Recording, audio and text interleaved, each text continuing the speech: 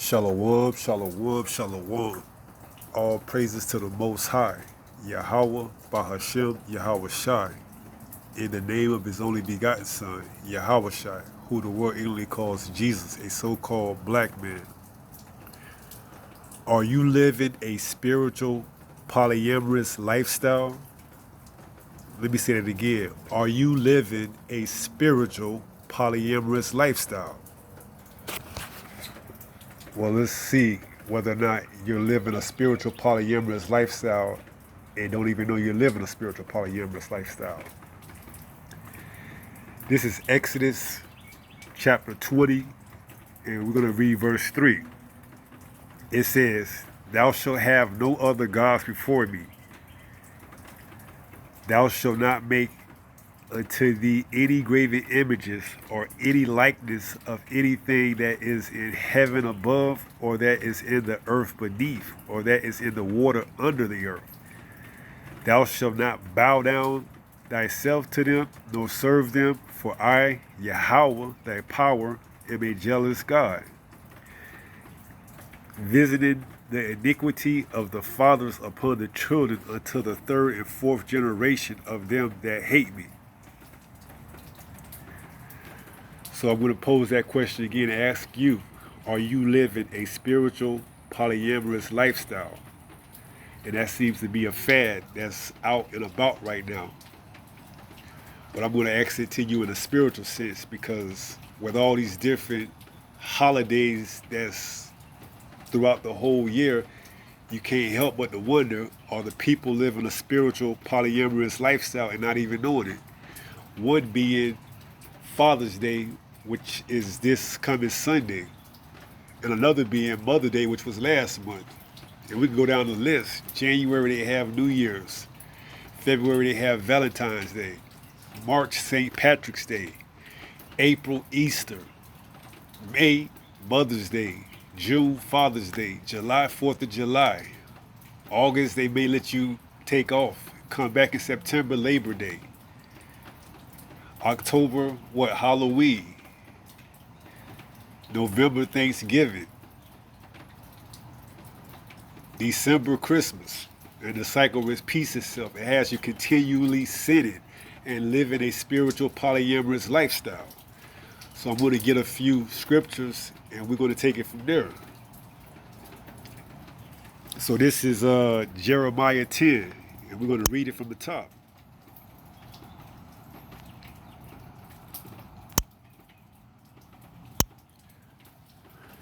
This is Jeremiah 10. This is Jeremiah chapter 10, verse 1. And it reads, "Hear ye the word which Yahweh speaketh unto you, O house of Israel.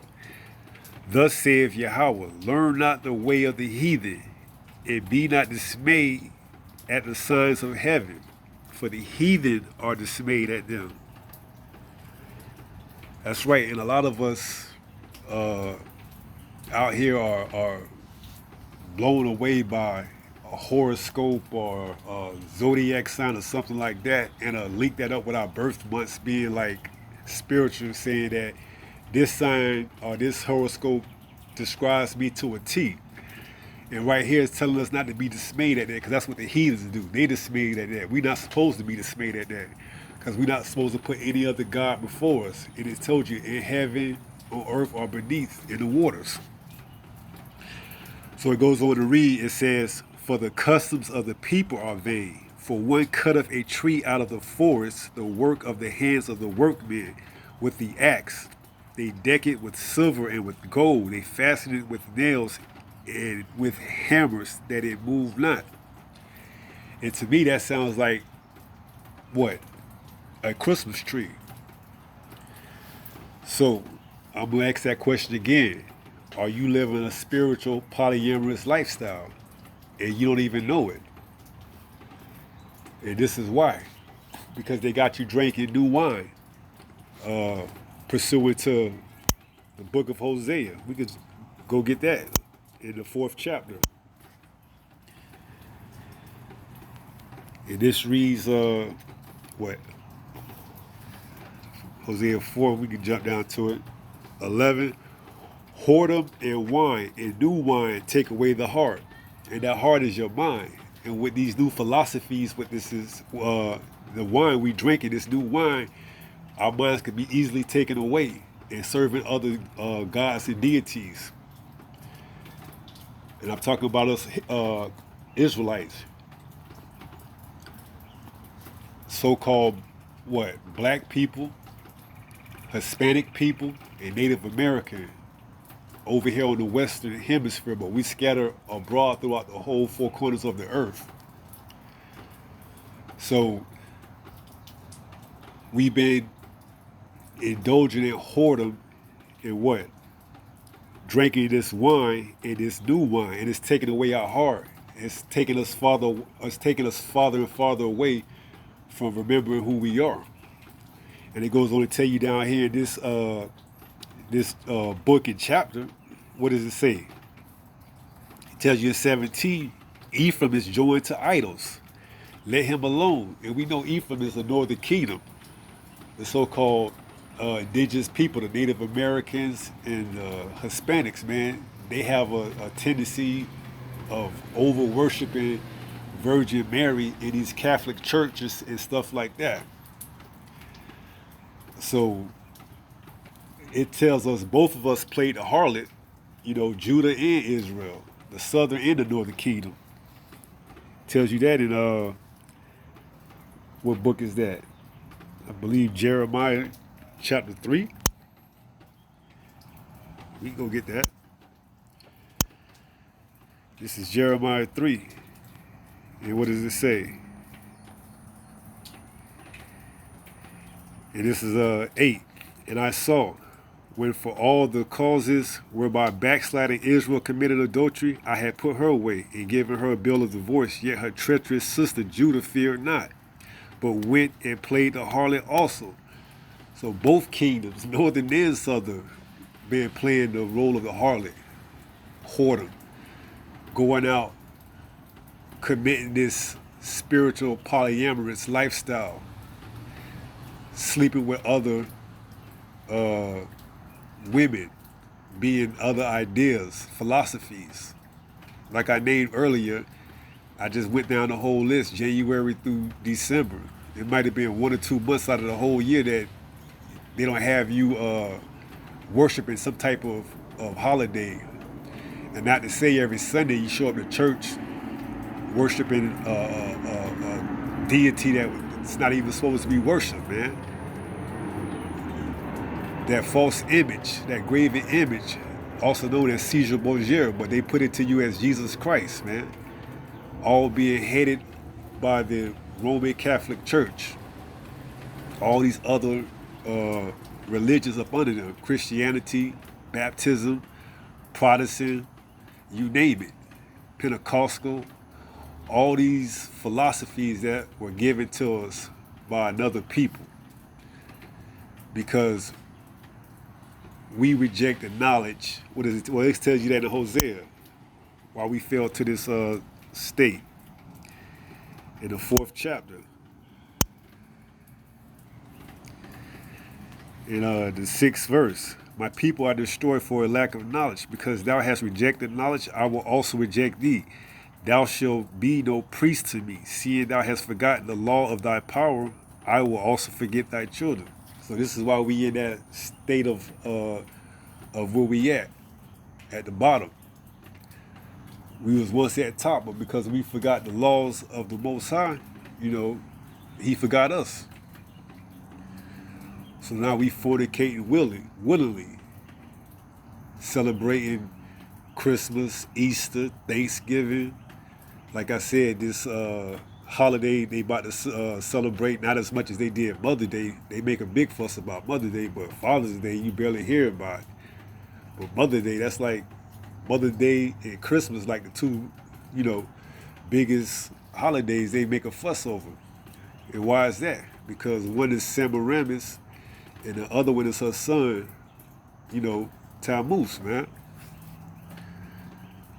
So they're going to go out their way to commemorate them. And this is what this society has us doing, worshiping these false deities and making our God, our power, jealous. So we got to turn back from this polyamorous lifestyle, the spiritual polyamorous lifestyle. And it tells us that in 1 Corinthians, man. We're going to get that. 1 Corinthians chapter 7. Now concerning the things whereof you wrote unto me, it is good for a man not to touch a woman. And that's the whole key to what you're going to read preceding this first verse is a man.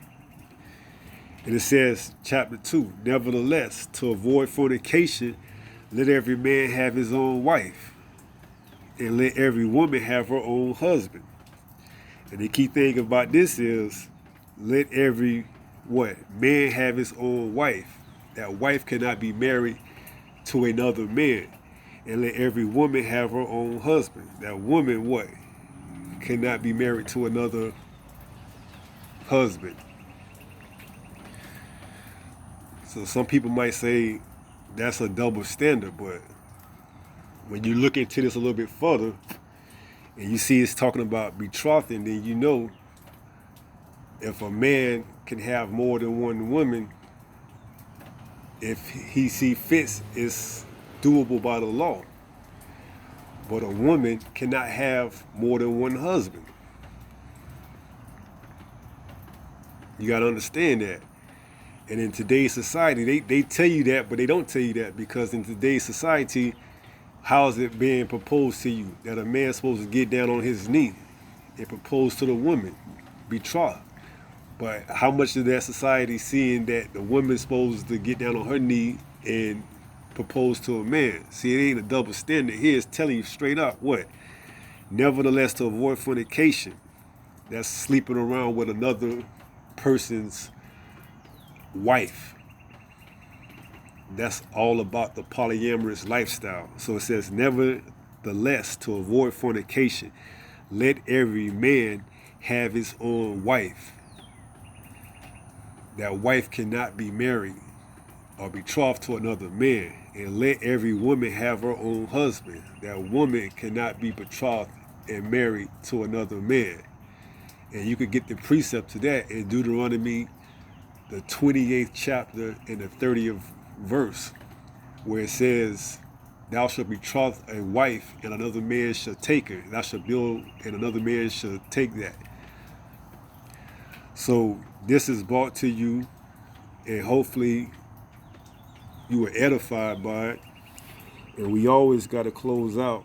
We're going to go to 1 Peter chapter 5 and verse 8, so you know what time it is. And take it from there. This is 1 Peter chapter 5, verse 8. And it reads, be sober, be vigilant, because your adversary the devil, as a roaring lion, walketh about seeking whom he may devour. And if you don't know nobody, you'll just willingly be playing the part of the whore or the harlot and further and pushing yourself away. Because you got to think about it. If you a man and you about to betroth or marry another man's wife, that ain't a good look, man. First of all, that man done laid all the way up in her, and now you going in right behind her. That ain't clean or sanitary, no matter how they try to make that out to be. But this is part of the curses we under, so we got to deal with this. That's why Paul said, let's go back and see what Paul said, because I don't think y'all understand what he said in the first verse, man. It's 1 Corinthians 7. It says, now concerning the things whereof ye wrote unto me, it is good for a man not to touch a woman. I mean, if you could withstand yourself from that type of activity, it's good, especially in the times we're in right now, man. It's only getting hyped up to the who knows what degree. These diseases are spreading rapidly, man. But to avoid fornication, let every man have his own wife, and let every woman have her own husband. That woman can have her own husband as long as she's not already somebody else's wife. You understand? And let every man have his own wife, as long as that wife doesn't belong to somebody else's. As long as that wife isn't somebody else's wife, which is the definition of fornication, fornicating,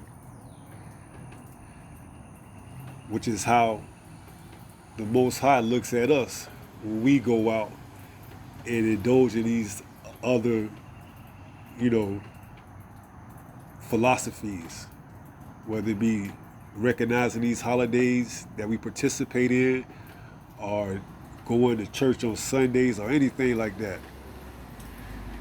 He looks at us as being a fornicator, a whore, a harlot. So we got to be mindful and be sober of that. 1 Peter chapter 5, verse 8. Be sober, be vigilant, because your adversary, the devil, as a roaring lion, walketh about seeking who he may devour. And he ain't going to tell you he devouring you until you already in his bowels, coming out the other end, man. It's going to be too late by that time. So with that being said, like I said, hopefully this was edifying. And until next time, Shalom.